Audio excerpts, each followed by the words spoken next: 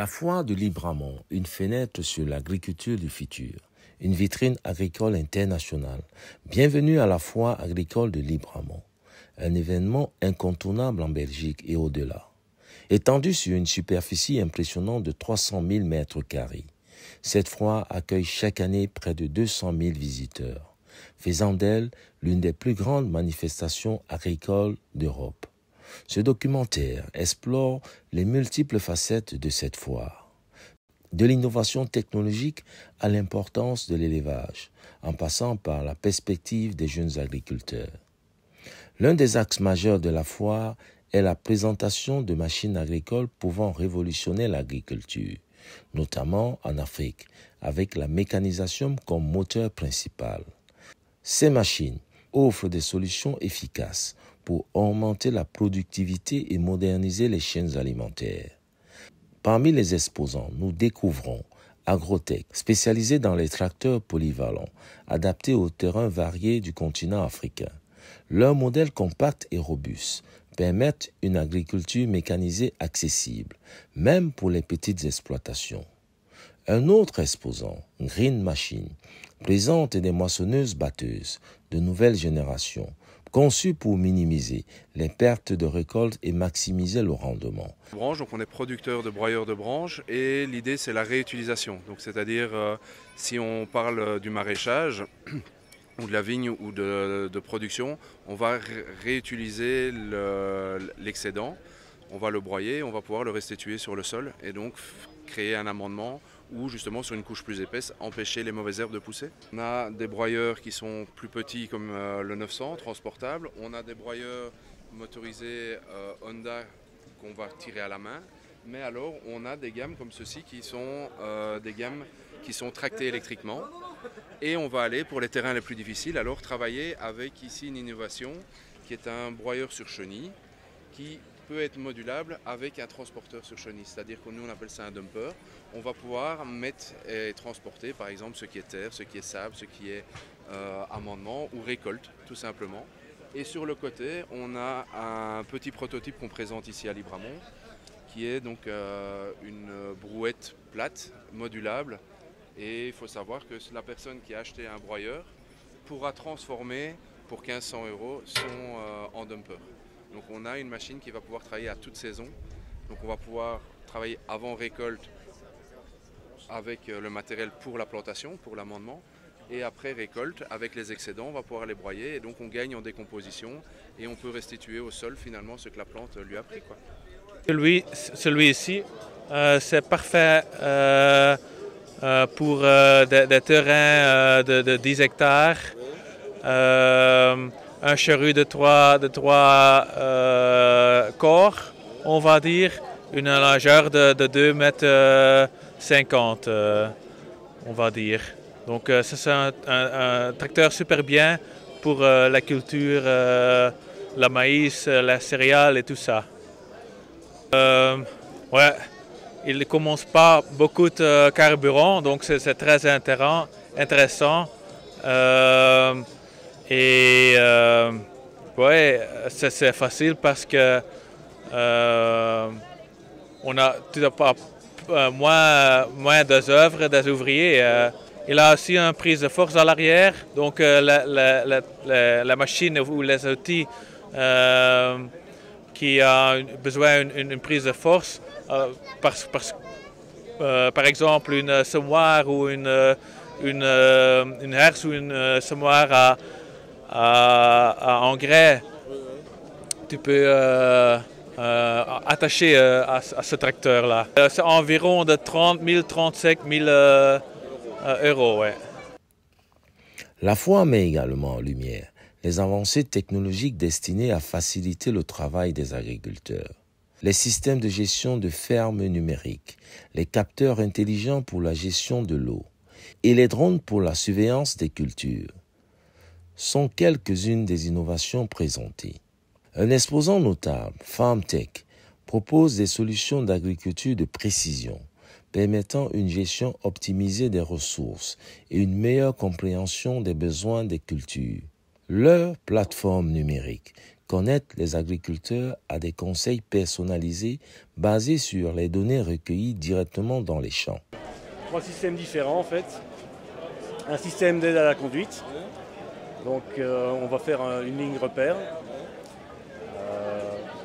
L'écran va créer toutes des lignes parallèles à ma ligne de repère. Et je vais devoir suivre en fait une barre de guidage qui va m'indiquer où je dois me déplacer. Le principe va être le même sur les 3 systèmes. La grande différence, c'est qu'au niveau précision, ici on parle de 25 cm de précision. Ici on va être sur 2,5 cm de précision. La deuxième chose, c'est que les systèmes ici vont carrément conduire le véhicule. Ici c'est une aide à la conduite, là il va guider carrément. Soit ici en remplaçant le volant en ayant un volant électrique, soit sur ce modèle, une interface qui va communiquer avec le véhicule qui est prééquipé d'usine ou avec un bloc hydraulique. Il doit toujours être présent, il doit quand même s'occuper du matériel qui est accroché au véhicule, mais au niveau de la conduite, il n'a plus rien à faire. S'il désire, en bout de ligne, le véhicule peut faire demi-tour automatiquement. Voilà, c'est tout ce qui est niveau conduite en tout cas. Les systèmes sont transférables, donc peuvent être équipés, enfin, les véhicules peuvent être prééquipés et on peut transférer les composants d'un véhicule à l'autre, ce qui limite l'investissement pour l'autoguidage. Au-delà de l'aspect professionnel, la foire est aussi un lieu de rencontre et de détente pour la jeunesse locale. Des animations variées, allant des démonstrations de sport rural.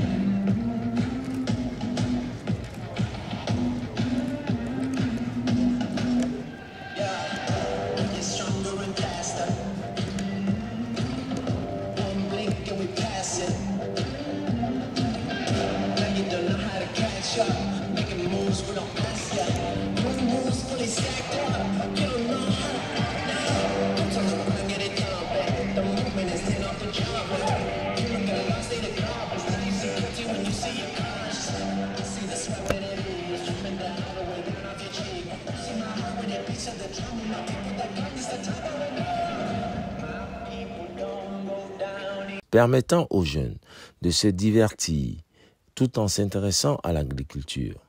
Leur enthousiasme pour les innovations et leur engagement envers l'avenir de l'agriculture sont palpables. La foire de Libramont n'est pas seulement un événement local, elle attire des visiteurs et des exposants du monde entier. Les échanges culturels et commerciaux qui y prennent place témoignent de son rôle crucial dans le partage des savoirs et des technologies agricoles. Ce qui est bien, ouais, donc nous avec les copains on l'a fait chaque année et on en profite à fond parce que c'est un événement où on retrouve vraiment tous les gens de la région. Et c'est vrai qu'il y a vraiment beaucoup de personnes qui viennent de tous les coins parce qu'on a l'occasion d'en parler un peu et on fait des rencontres exceptionnelles. Mais après j'ai remarqué qu'il y a quand même beaucoup des gens qui venaient de Belgique. Il n'y a pas tant de... Il y a quelques Flamands, quelques Français, mais il n'y a pas spécialement tant de personnes qui viennent vraiment en dehors de la Belgique. J'espère que ça va se développer, qu'on trouvera de toutes sortes d'origines afin de pouvoir voilà, échanger et faire des découvertes et rencontrer des personnes. Hein. C'est un peu l'intérêt. Un autre aspect incontournable de la foire est la présentation des animaux, en particulier la célèbre race bovine du blanc-bleu belge. Cette espèce est une vitrine de l'excellence de l'élevage belge, avec des démonstrations de sélection et de soins apportés aux animaux.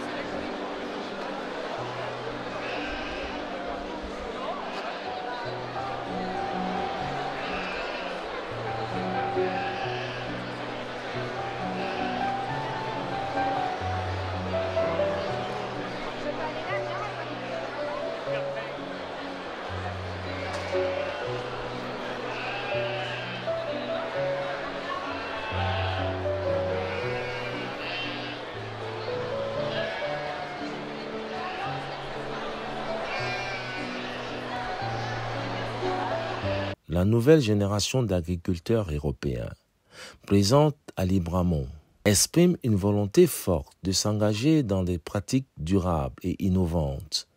Ils voient dans l'agriculture non seulement un métier, mais aussi une mission pour préserver l'environnement et nourrir la population de manière responsable. La foire, elle apporte de la visibilité pour nos agriculteurs qui nous nourrissent quand même, donc il faut les respecter, c'est un minimum.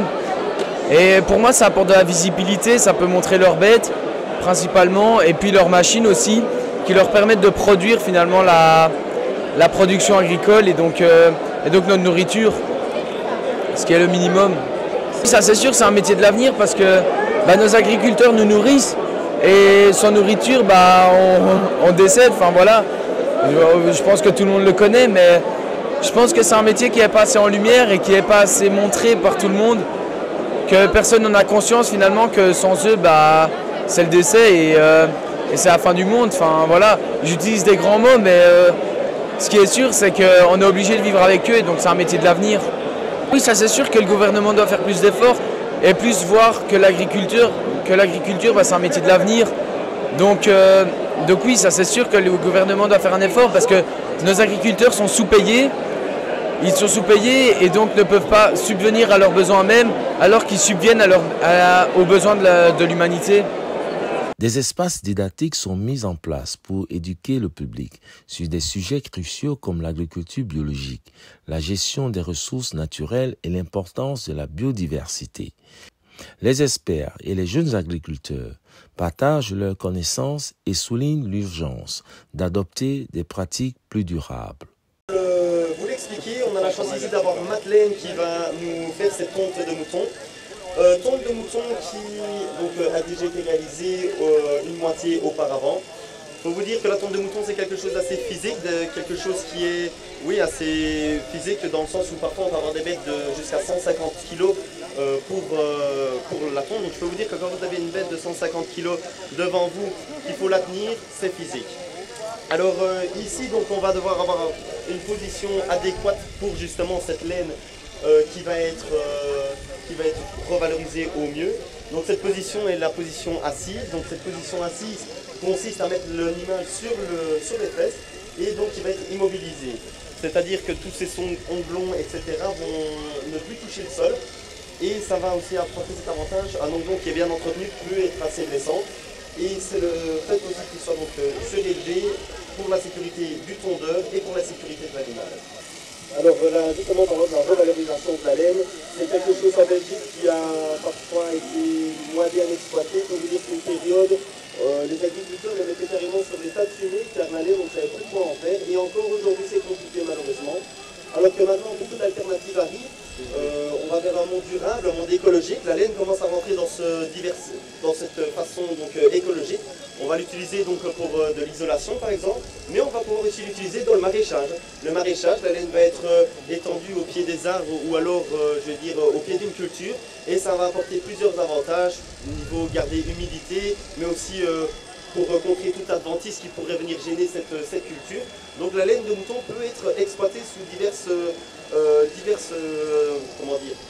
choses qu'on pourrait faire avec, et c'est d'ailleurs bien triste qu'on ne la valorise pas plus. La foire de Libramont, c'est plus qu'un simple événement. C'est une démonstration du savoir-faire agricole, un lieu de partage et d'innovation. Elle met en lumière la passion et l'engagement de ceux qui travaillent pour façonner l'avenir de l'agriculture. Pour conclure, nous laissons place à une œuvre d'art, une sculpture représentant la force et la résilience de l'agriculture, rappelant que cet héritage est à la fois une tradition et une promesse d'avenir.